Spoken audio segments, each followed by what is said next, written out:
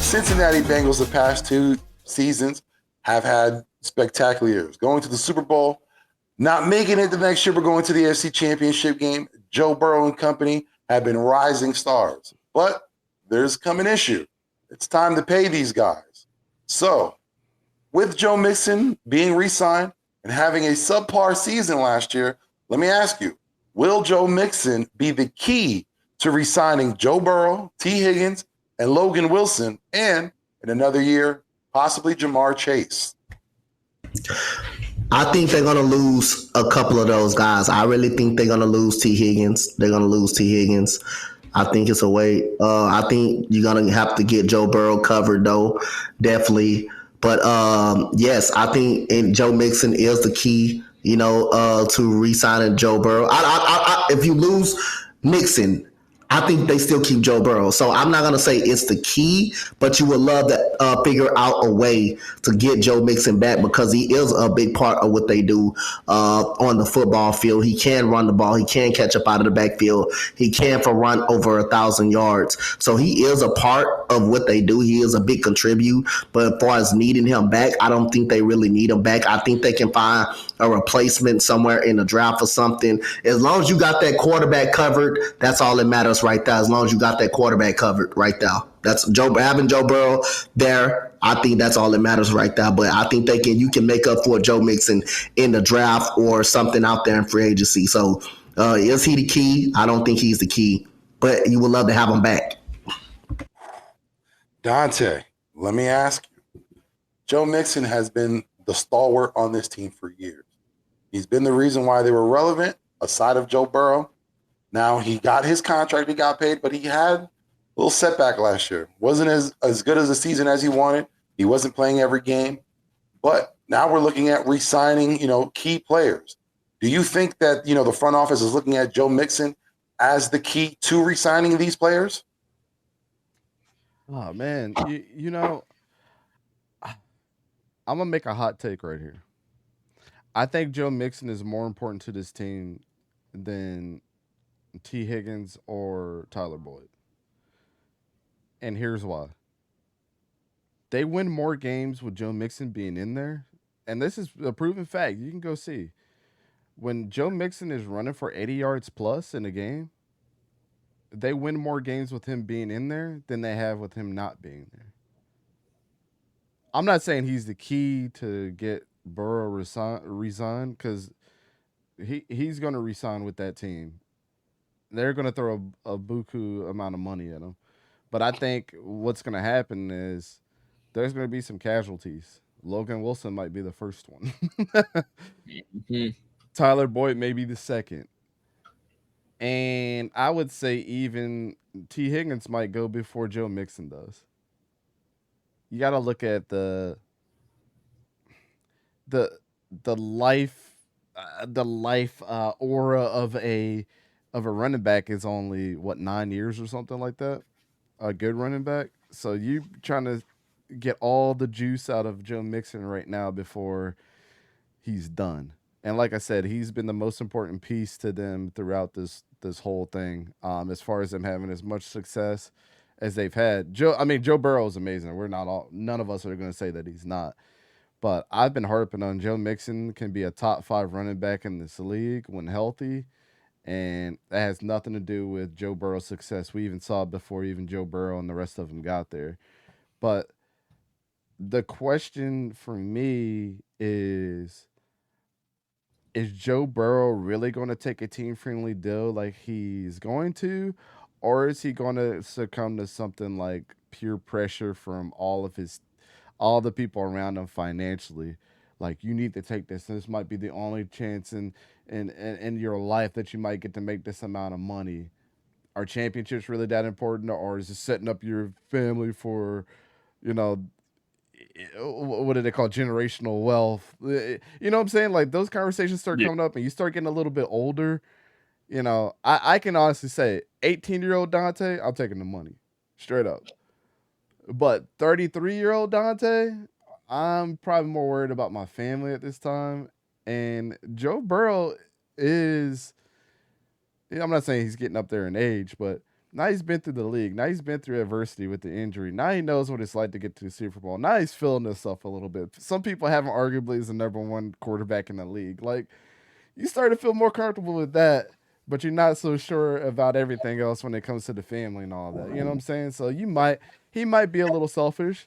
I mean, do I think it's going to be as team friendly as what Jalen Hurts took? I knew Jalen Hurts was going to take a team friendly deal right from the get. That's just the type of dude that he was. Like, and he's not getting most of that money till what, 2025? So y'all, first year, this year he's only making $6 million. The next, I think it's like only 12 or 13 million. And that's what we hit. That's what I'm saying. So, like, y'all got a good chance over the next 3 years to win a legit championship and keep that's when you start losing the veteran guys like Slay and Bradbury. So that money gets freed up as well. And got to repay AJ. Well, yeah.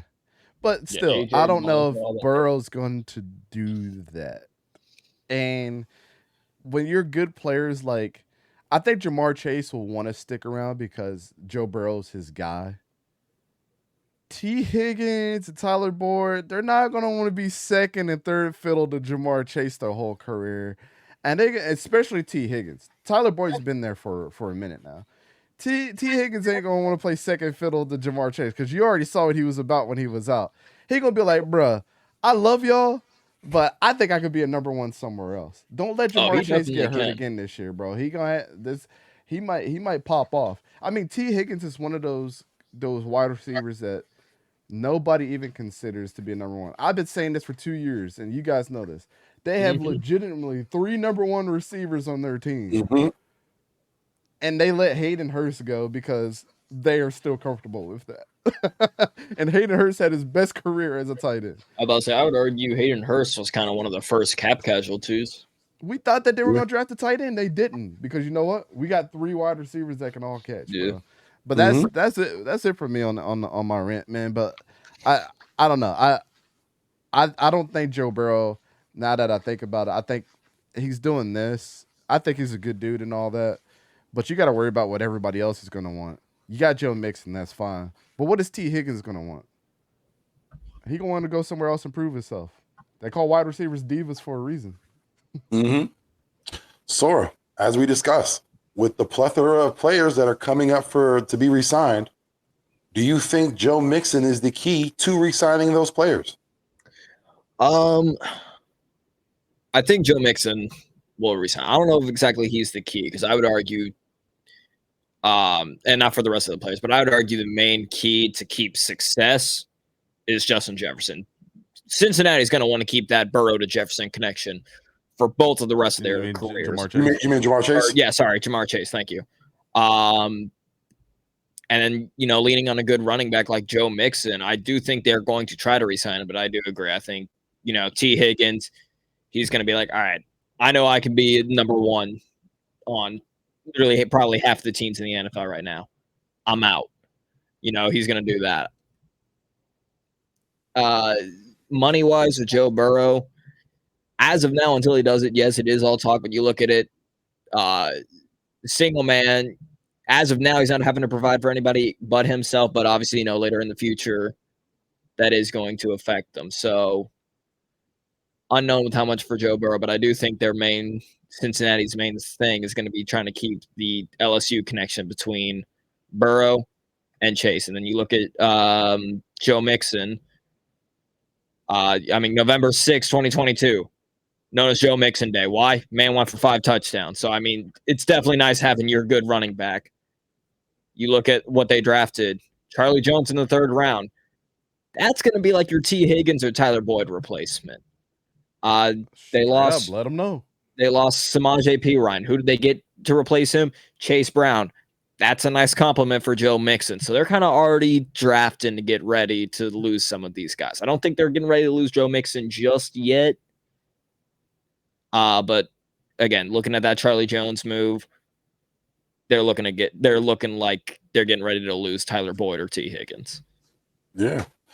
One thing I just want to mention is, I don't know if anyone realizes that if they prolong this, and if the Bengals were to win a Super Bowl, everyone's market value increases exponentially, and then it becomes out of reach.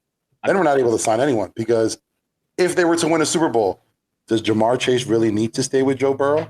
If you've already accomplished, you went to your highest feat, what's the point of staying around if I can get the bag now? Same thing with Joe Burrow. If I won the Super Bowl and I know no one's going to stay around, I'm going to want the bag. Everyone's leaving. And also, I think in reference to Joe Mixon, I think for him, he's going to have to take they're going to have to restructure his contract.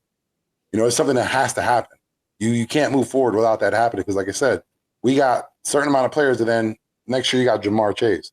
That's too much for what the Bengals have right now. Like I said, if they win a Super Bowl, there's no conversation. They're not re-signing anyone but Burrow. But are the Bengals playing chess, not checkers right now? Because Sora did bring up a good point. Well, and even last year and this year they did the same thing with safeties. They lost both their starting safeties. Last year they got Daxton Hill. This year they got Jordan Battle. So I mean they're getting these guys a year before they lose out. So Charlie Jones probably won't play much his rookie year. He's probably going to learn behind special teams. Yeah, special teams, learn behind T. Higgins, Tyler Boyd, and then again, don't let Chase get injured because T. Higgins is going to show out. There goes his value up the roof. They make it to a third straight AFC championship. There goes everybody's value up the roof. They make the Super Bowl, win it or not. Again, everybody's value up. It's a game of Monopoly.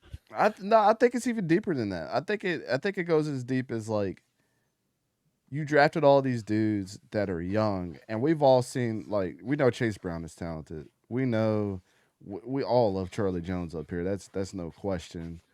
We all like Jordan Battle. You know what I'm saying? But is it Bengals GM and front office playing chess, not checkers, as far as we have to pay Joe Burrow, but how do we keep this team fresh when we know other players are going to want to leave?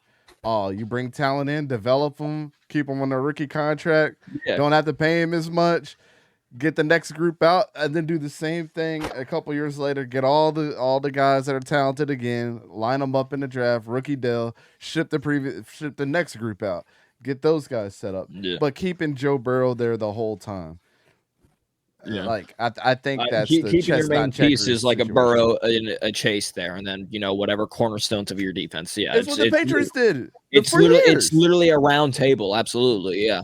Yeah, but I'll be honest. I don't think the Bengals front office is playing chess or checkers because they've never been in this position. They're playing Uno right now. We've seen the Bengals. Let's be honest. Historically, we've seen the Bengals be bad. They get a lull of where they have a good team. Back then, TJ Hushmanzada, Chad Johnson, and you had Carson Palmer. You had a good team, Rudy Johnson. Let me not forget him. You had a good team, and what did they do? They cheapened out on the team after a while. Once everyone's contract came up, they tried to slowball them, and it didn't work out. I see that happening again. Well, that's a great point. Let's think about it, too. The Bengals just got an indoor facility this season. They've taken this long to do that. They've drugged their feet on so many things. I don't see them getting advanced or being more experienced now because of the team that they have. I'm dead serious. They're going to screw this all up.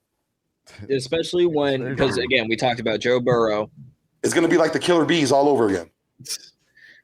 And especially we already talked about Joe Burrow. I mean, injured his rookie year. Second year, brings you to the Super Bowl. Last year, in his third year, he brought you back to the AFC Championship game again. I mean, there's no lowball in him. If he wants the entire table, they're going to have no choice but to give it to him. And then it's the exact same thing with Devontae Adams with the Raiders. Joe Burrow is going to have that organization by the cojones. If he wants a foot massage by the owner, that owner better get down on one knee and start rubbing them toes, bro. Hey, how they do Carson Palmer? Yeah, just shut them out. It's history. It's history. I think they know Joe Burrow is their future, and I think all the eggs will be in his basket. But for everyone else, even Jamar Chase, it's iffy. Yeah, they're playing 5-card draw. They're trying to go for the royal flush. They just need one more jack of spades. Now they're just waiting to see if they get it. So check out their cap right now. I'm not a cap guru, so I'm not going to claim to be that. But you don't have to put this in front of me and be like, "Do you understand this, or is this trigonometry to you?" They're 11th in cap space at $15.3 million, so they still got a ton of money out there. The only dead cap hit that they're taking is from one player, $619,000. That's nice. That's a fine. Yeah. Nice. Their biggest cap hit is DJ Reader at $15.5 million a year. Joe Burrow's market value right now is 53.8 to his projected market value. So that's crazy. They're in a good spot. You know what I'm saying? Like they're just waiting for whatever his agent is deciding to do. And what I was going to say in reference to Joe Burrow's market value, it's only going up. Oh yeah, with Jalen Hurts doing what he did, yeah, it's only going up. And Jalen Hurts, Lamar Jackson, well, Justin here's Herbert's coming up. It's not even that. It's where the projected rankings are. Well, no, you're right, but I'm saying you also got to think about when you just start seeing these lists on top quarterbacks, and I'm sure when we get to our top 5, it's gonna be the same thing. The top 5 consensus with everybody is been so far. If you read 99% of the list, Patrick Mahomes number 1, and all the reason he's number 1 is because of accomplishments and winning 2 Super Bowls right now, and he's just a cheat code. But Joe Burrow is number 2 on a lot of people's He the lists. super scroll. Yeah, on like 8 out of 10 lists that you'll see, Joe Burrow's like number 2. Yeah, that's what's gonna get him paid. It's like, oh, everybody knows you're good. Because if he gets some, let's say that they come with like an offer at like 40 mil or something over the next like 5 years, people are gonna be like, "Are you serious?" You serious? But you start talking about in the 50s and the 60s, then if he gets 60 million, that's I don't know, bro. I might have to reevaluate what I've done my whole life. His agent's gonna be like, sure. Sign this contract the Aki way. Definitely.